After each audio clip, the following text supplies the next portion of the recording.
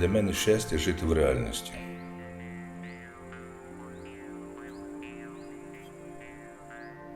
Просто в реальності. Не в віртуальній реальності, не в будь-якій видуманій реальності, просто в реальності. І насправді це є щастя, бо Господь нам дає все, що нам потрібне. Щастя – це є власний зв'язок з Богом, насправді. І якщо ми приймаємо це з подякою, то ми щасливі. Головною ознакою щастя є душевний мир. В мене є добрий мій товариш, знайомий товариш, у якого мамі вже понад 90 років, йому вже 70 ближиться. І він сьогодні приїхає додому до мами, і мама питає завжди перше запитання: синку, душа на місце? Звичайна сільська жінка питається: синку, душа на місце? Щастя – це коли душа на місце. І от, власне, душа на місці тоді, коли ми сприймаємо світ реально таким, яким він є. Вона тоді не шукає якихось лабіринтів для себе чи виходу з лабіринтів. А такий досвід хороший від тата – це те, коли ми, пам'ятаю, вже став священником.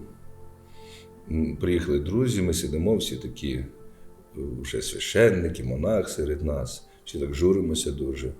А тато якраз пішов корову здоїв, вернувся з стайні з тим відром, одяг відповідний, шапка так на бік схилена, бичок тут уже, цигарка погас, аж коричневий зробився. Так подивився на нас, дивиться, а ми тут світ рятуємо. І тато сказав таку спокійну фразу, каже: діти, жити треба. Ми звикли, що ми вже не діти, ми вже отці, ми вже там ігумени, ми вже іеромонахи, все що завгодно, так? Тут дуже просто: діти, жити треба.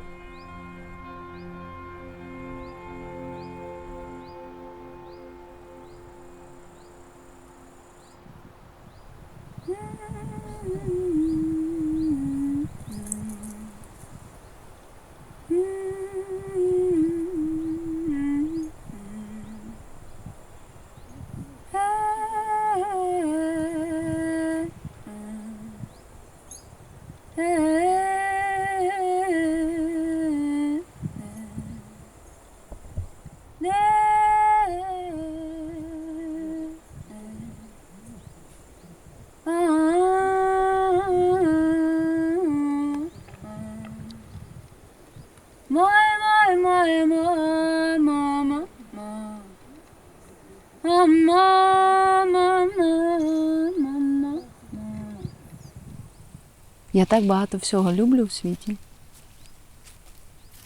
що навіть не знаю, що краще виділити. Я вчора сиділа на ганку і почула цю пташку, яка зараз там вдалечі кричить. І почала повторяти за нею цей звук дивний. Таким полутоном іде. І я зловила себе на думці, що я в той момент, коли в мене вдалося зробити такі ж ноти, як і вона, я сама собі почала усміхатися. І не те, що усміхатися, я почала сміятися. І мені було дуже добре. І я була в моменті. Музика – це мій цікавий відбиток. Це мій слідочок, який я залишаю по собі. А хто як його вже буде розшифровувати, то його справа. Чи то для когось буде ведмежа лапа, чи для когось буде лисяча лапка. Через голос у мене буває виливається стільки сліз або стільки радості, коли ти знаходиш от саме те у якійсь дикій ситуації, як ми, до прикладу, створювали музику на ходу. Ми не готувались навіть. Ми просто приїхали сюди, нас з'єднало одне і те ж саме. Ми любимо цей край, ми любимо те, що з ним зв'язано, ми любимо традиції, якими діляться тут люди, їхню простоту і як вони усміхаються до світу. От і воно все надихає.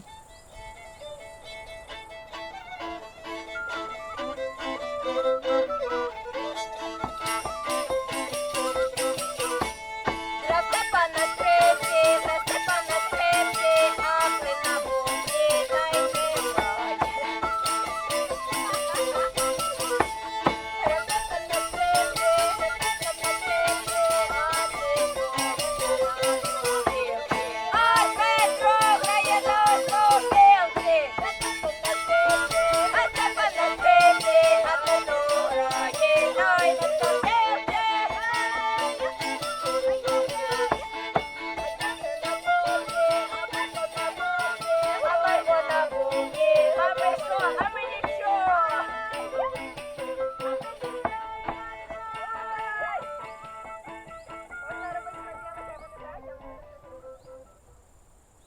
Ой, летіли два соколи понад Соколівку, того й спасли пшениченьку, лишили солимку. То заспівай соловію, то заспівай сивий, то заспівай на тот голос, що співав мій милий.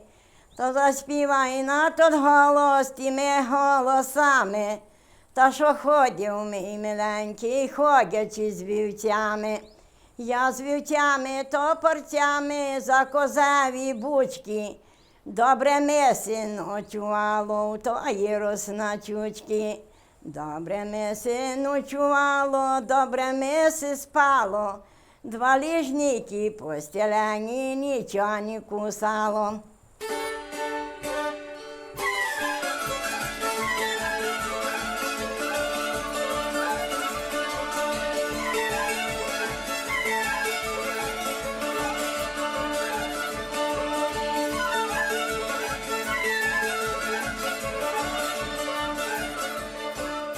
Ми йдемо громадити в колгосп, вечором сідаємо веролага верхати, тепер хатя то буде, та вже давня хатя. У нас є зопік 6 дівчат, ми поки пісні не співаємо, вночі йдемо з тими греблями додому. Мама спається така рано, треба йти на роботу і ще співати, а чи співати все хоче. А ми співаємо, йдемо цим питаємо.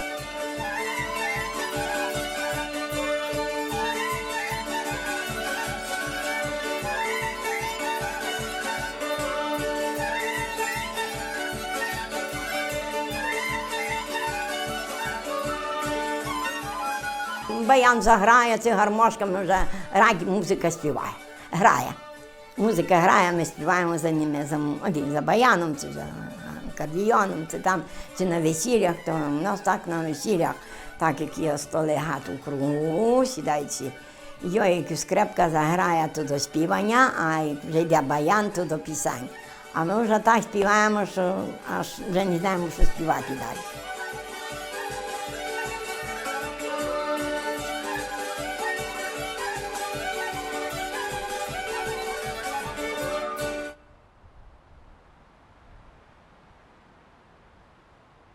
І лижники робили в колгоспі давно, колгоспі були, оці лижники ми робили це. Оце, що я все маю, то я своїми очима це все поробив.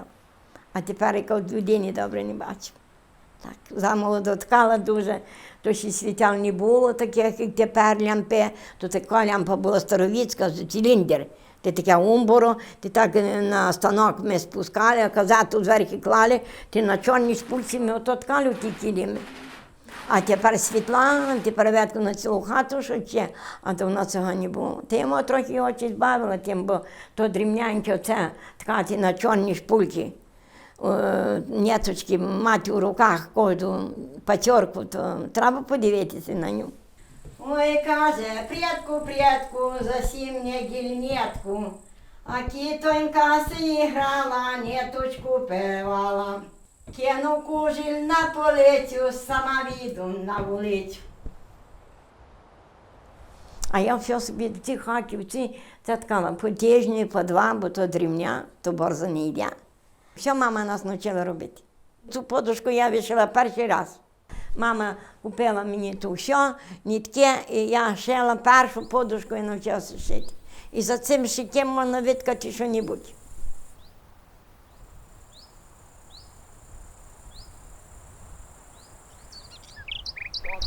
От, власне, в Любиному архіві ми побачили, там, як ліжник, наприклад, використовувався в побуті, він там стелився на лавку біля хати, чи там десь під час якоїсь столоки, коли там люди працювали, косили сіно, і вони там його теж собі стелили,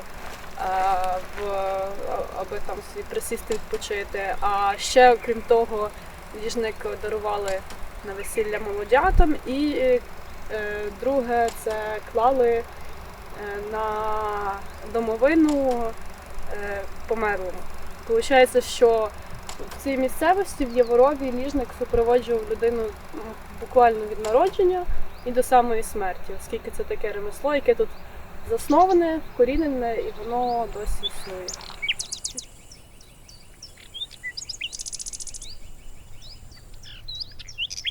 Сидить Юра коло мура, а я коло нього. І ті, мамко, Юра гарний, пішла бим за нього. А Юрію, я Юрію, Юрію, Юрію, не пий воду студененьку, я тобі нагрію. Не пий воду студененьку, студеного леду, та я тобі та нагрію солодкого меду. Я бжілочка медок приче, медусю, медусю, серце миси роздвоїло, за тобою Русю. Серце миси роздвоїло на двоя, на троя, а там люба бесідочка, де ми саме двоя.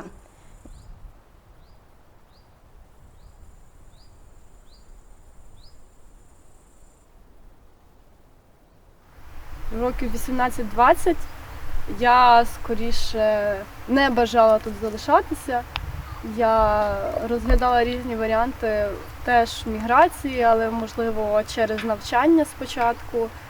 І для того, щоб зрозуміти насправді, що я хочу і куди я хочу, мені знадобилось кілька років подорожей по власне цих землях, по місцях, в яких я потенційно могла би жити.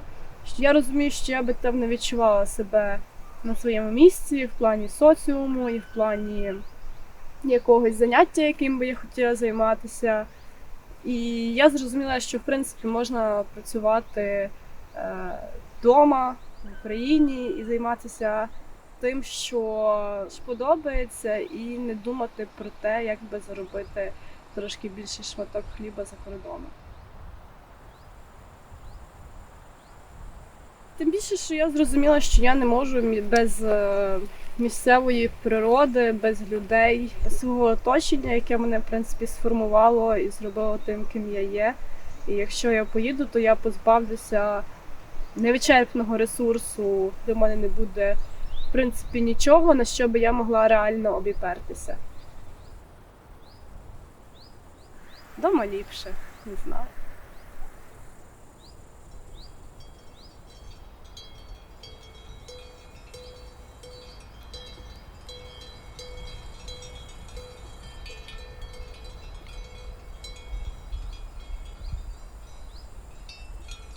Люди не завжди до кінця розуміють те, що творення нового не зовсім можливе без відтворення старого. Я маю на увазі те, що нам потрібне оце якесь певне відродження, напевно.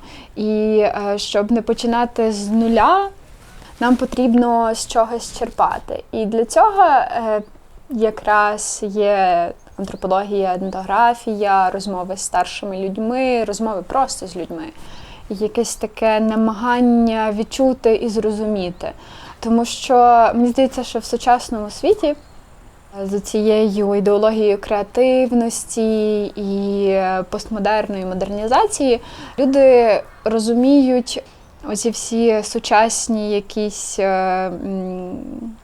не знаю, ідеї, і це все, що воно просто от, береться ні звідки, його треба брати ні звідки. А натомість, якщо вертатися до якихось першоджерел і там черпати з надбань попередніх поколінь, слухати хоча б попереднє покоління, то може виходити значно глибше і ефективніше.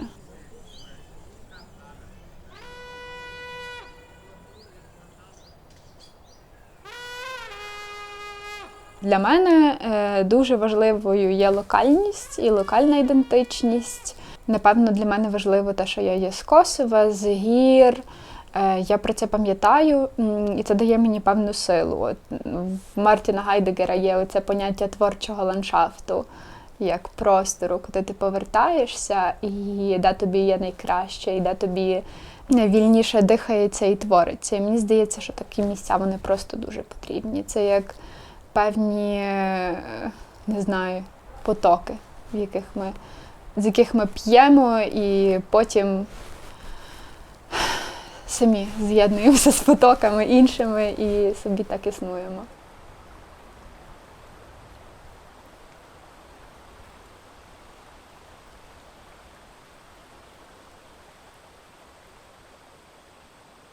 деякі люди з невеличкого міста порівнюють поняття людина з села з чимось поганим. Для мене це сприймається як відторгнення свого походження, тому що, по суті, всі міста колись були умовно селами, маленькими поселеннями. Ну і чим більше розростається і просувається, удосконалюється місцевість, тим скоріше вона втрачає свій первинний вигляд, своє лице. Дуже імпонує іменно сільська місцевість, яка лишається такою первинною, автентичною в плані свого існування, свого побуту, яка не відторгає свою ідентичність, своє єство, а може нею навіть пишатися і от якось поширювати.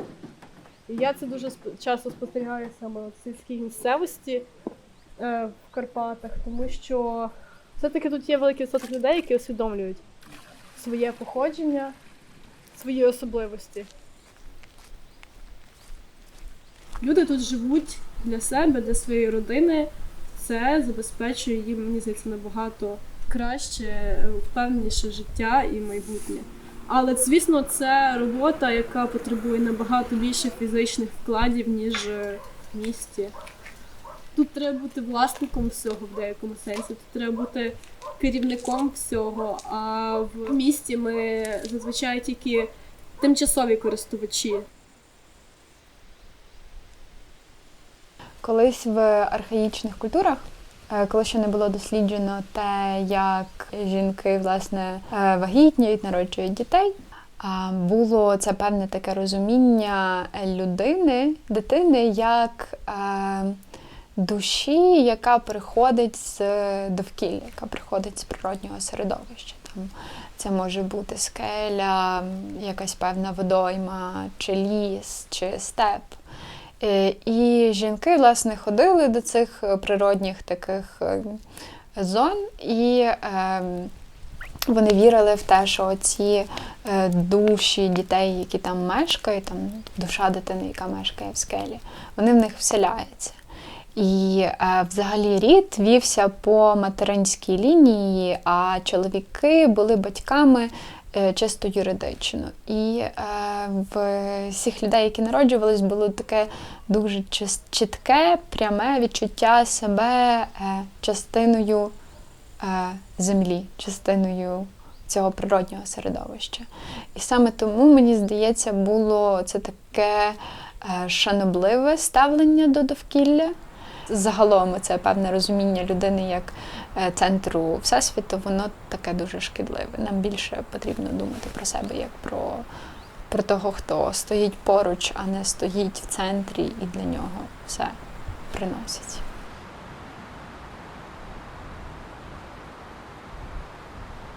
У мене в голові з'явилася оця ідея про Параску як про антропологиню.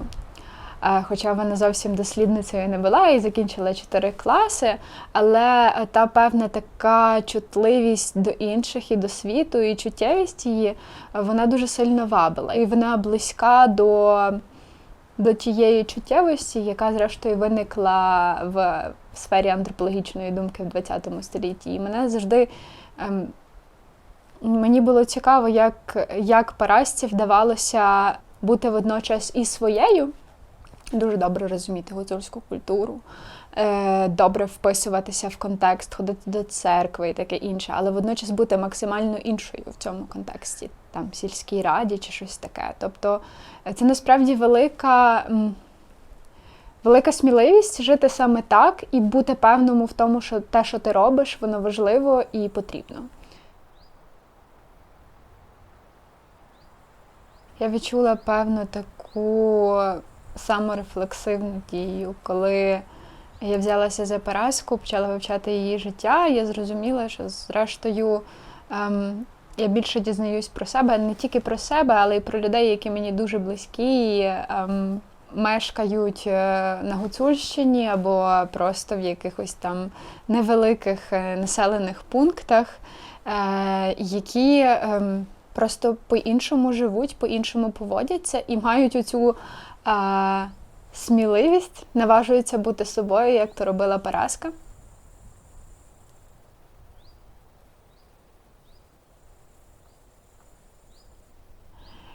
І я думала, як вибудувати собі, з чого взагалі вибудовувати, як собі вибудувати ту етику, з якою по цьому світу ходити. І якось читала одне інтерв'ю про якихось керамістів, і там пролунала фраза, що по землі потрібно ходити пошепки. І вона мені дуже тоді сподобалась. І воно мені водночас було про величезну відповідальність до того, де ти зараз є, до того, як ти говориш з людьми і як ти з ними взаємодієш, і величезну відповідальність до природи, яка тебе оточує. Коли ти не шарпаєш цей світ, а ти якось ніжно до нього доторкаєшся. І воно дуже гарно. Але також, якщо говорити про відповідальність, то в тому контексті мені цікаво те, що відповідь, воно є трохи в корені цього слова. І для того, щоб бути відповідальним взагалі, потрібно давати відповідь і вести певний діалог з навколишнім.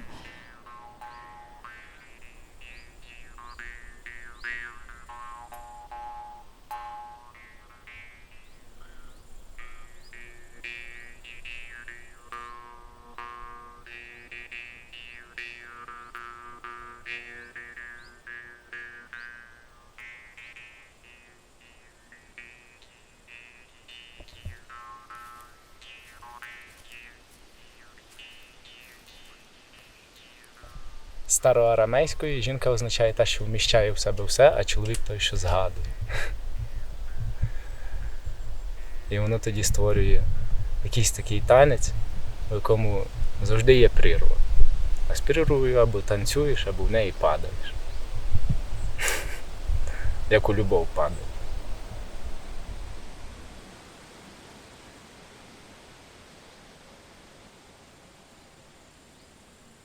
Можна сприймати сонячне, яке більш чоловіче, Аполлон, так, як життя взагалі, як позитив, так, а місячне як негатив. І воно завжди в циклі. І жіноче, яке зараз дійсно в занепаді якомусь, і в відродженні такому, і дійсно велика загроза є. Так само, як і велике якесь відкриття з кожним кроком.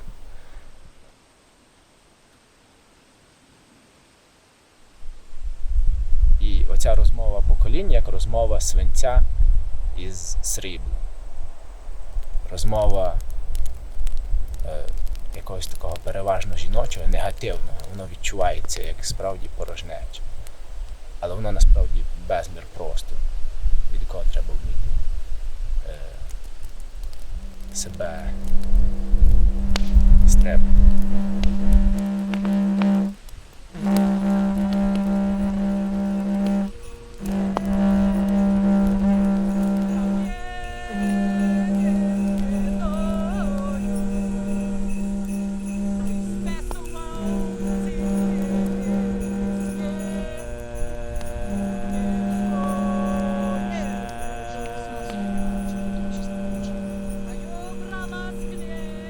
Я взагалі думаю, що жінка – це чарівне створіння.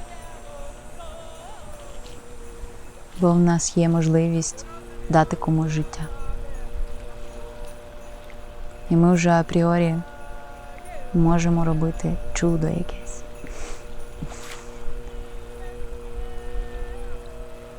І ми самі обираємо, як.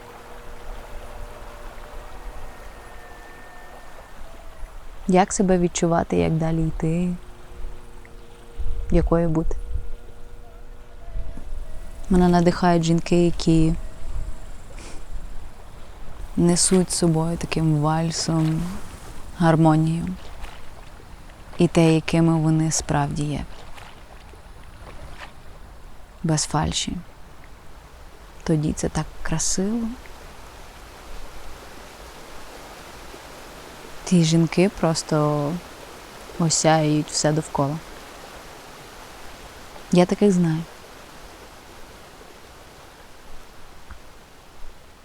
І це їхній особистий вибір – так сяяти.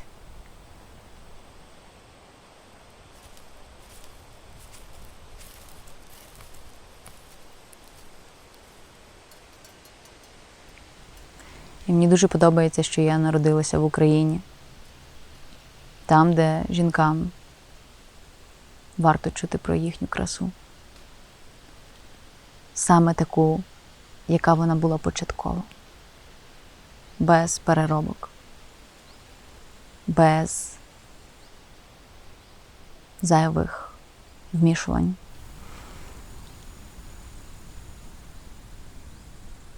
І щоб кожна могла взяти і роздягнутися і скупатись в джерелі. Люблячи себе, змити все непотрібне з себе. Щоб вміла любити себе у своїй цій оболонці. Свою чарівну душу, яка вміє створювати ще одну душу.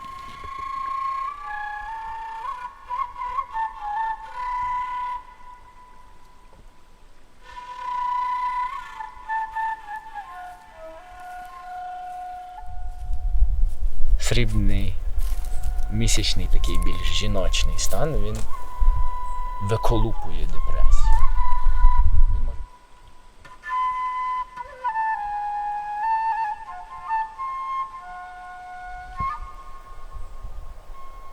Посередника немає. Є хребет серця.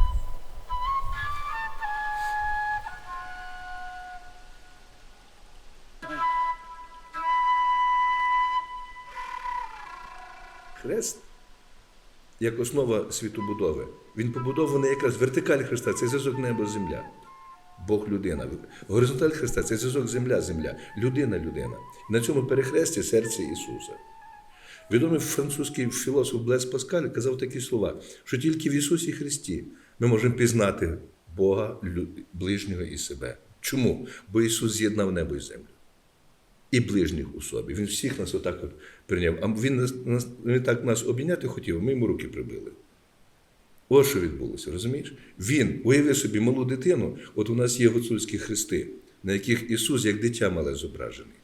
Уявимо, дитинка маленька біжить до тата з мамою отак от. Хоче просто скочити, обняти, знаєш так, як мавпочка обхопити. А ми взяли і в цьому польоті дитину прибили до Христа. От що з нами відбувається. І молодь дурять зараз. І молодь зараз, от молодь сама себе розпинає. Найперше, оцією ілюзією страшною. Оце бажання кайфанути, бажання щось таке відчути. Це все не те. Насправді, в Бога немає чоловіка і жінки, це одне ціле. І в раю жило не дві людини.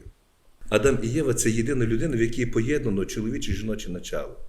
В кожній дівчинці живе хлопець, тому Жанна Дарк – класичний приклад того. І в кожному хлопці живе дівчина. Є багато батьків, які неймовірно мають материнські почуття. Що навіть жінка йде на роботу, а чоловік в декреті з дітьми вдома сидить. Бо він мама, він дівчинка по душі своїй. І в нас це поєднано. Так і сім'ї створюються. Якщо є взаємна довіра, любов, гармонія, то це взаємопроникнення, воно творить повноту. І жінка – це не помічниця чоловіка, це неправильний переклад Святого Писання. І не додаток до нього. Жінка – це повнота.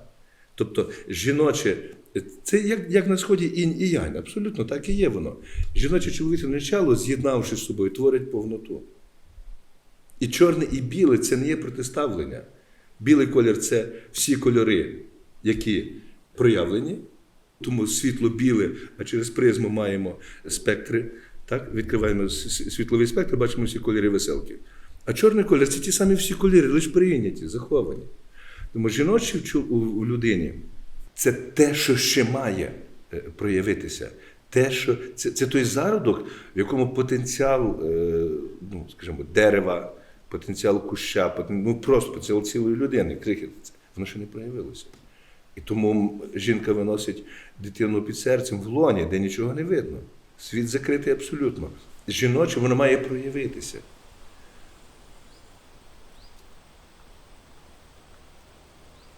Колись дуже давно люди в цих горах вижили тому, що були роди. Родина така, родина така, родина така. У нас не кажуть три, така от родина. Дід мене завжди брав до роботи закладати плит. Це для вас, молодих, може бути цікаво. Дідо мене називав, що я пофостач. Ну що таке пофостач? Це у коня є така, коли коня сідлають, то є така річ за хвіст зачіпа. Це дід мене, бо я йому надоїдав, що я весь час з ним. Я куди діду, туди я. Ну йде мій похвост. А йдемо в ліс, йдемо. А де мій похвостач? Тобто, що я мушу йти. І коли ми плит закладали, то у нас є вареновий плит. Він закладається отак, зигзагом подібно. Із таких колених цих. Аби який вітер та аби яка біда була, то цей плит ніколи не перекинеться, бо він йде зигзагом отак, знаєте? Але крім того, є там ще два коли. Отакі коли ви бачили, які йти до нас до церкви. Ну, як до церкви є кусочок варенового плоту. Ми приходимо з дідом, та й один ків уже в землі вгнив, та й другий ків уже теж вгнив. Він в землі не тримається. Але він тримає плит, а між ними є гужва. А дідо лише це видоймаєте, яка видиш, а я то що собі казав? Оцей ків – це чоловік, а цей ків – це жінка. А ця гужва – це те, що їх об'єднує, якщо вони люблять одне одного. То навіть якщо вони вже у такому стані, що не моцні, але дивіться, ще роботу роблять. Тобто ці два коли в цьому плоті ще виконують функцію, навіть будучи вже не дуже міцними, сильними. Тому дід переконував, що сім'я має триматися чоловік та жінка і діти. Тому є цінності, зв'язані з сім'єю і з родом. Але я привик, що я навіть не уявляю, як це може жити сім'я, де тато та й мама та й діти. Фу, для мене це дуже недобре. Має бути тато, мама, дідо, баба. Хоча б. Тобто там має бути 3 покоління. Бо то, що я йому скажу, ніхто не скаже. Тато з мамою скаже мудріше за мене, ну, якесь розумніше, сучасніше. Але то, що я, вони вже не скажуть.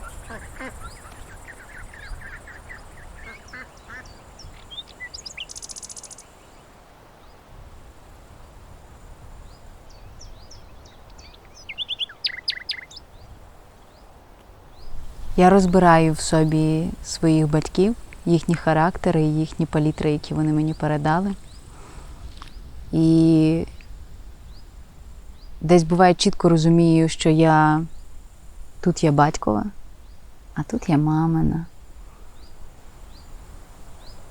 І десь оце от в мене якесь є дике таке часом бажання справедливості. Я ніби вимагаю справедливості від світу, а часом дістаю дуже неприємну відповідь. Мама моя чарівна бджола, яка завжди багато працювала і працює, і показувала приклад, як не варто боятись перед тим, чого не знаєш. І навіть якщо ніхто це ще не робив, ти все одно вправі це зробити, в тебе може вийти. І от вона показувала часто такі речі своїм прикладом. І це дуже сильно надихало.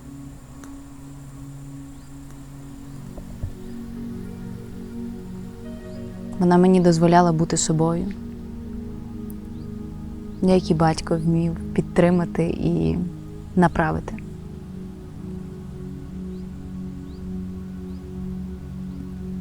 І вони мені передали любов. Таку гарну. Але дуже фактурну. Фактурна любов.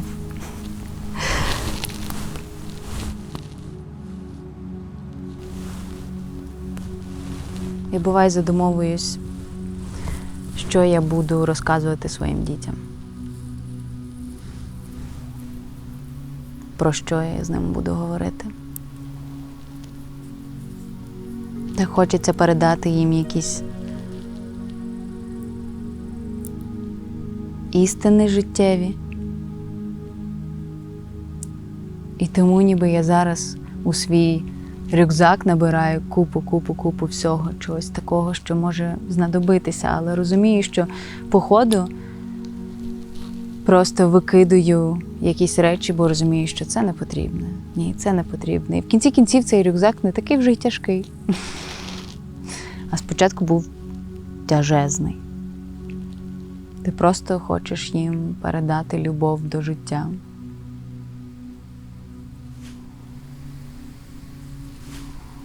До того, що щодня дійсно новий день, і в ньому можна зробити щось нове і гарне. І від того своє буття буде приємним. Хочеться, щоб вони не забували. Вже ніби, знаєш, ніби вони є, я вже говорю. Але дійсно, коли я собі уявляю, то так і хочеться передати оце от відчуття до життя приємне. Таке, як мені умудрились передати мої.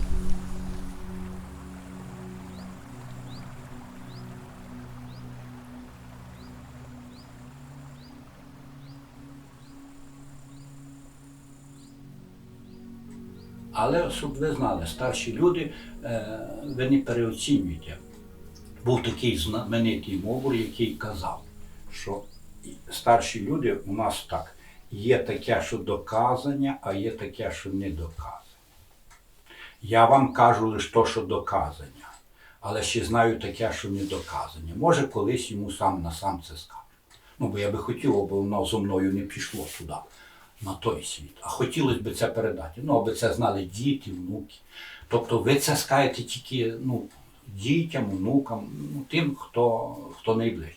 Далі Могур казав, Іване, є таке, що до писання, та й не до писання. Тобто є така річ, що я напишу, та й будуть всі читати. А є таке, що ніколи не напишу. Я це скажу, але скажу, аби ви це не писали.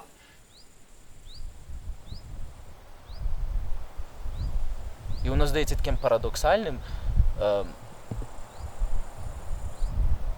що єдина постійність – це змінність. Але лише так можна залишатися собою. Себе залишати собою, як самітник, який летить до самітника.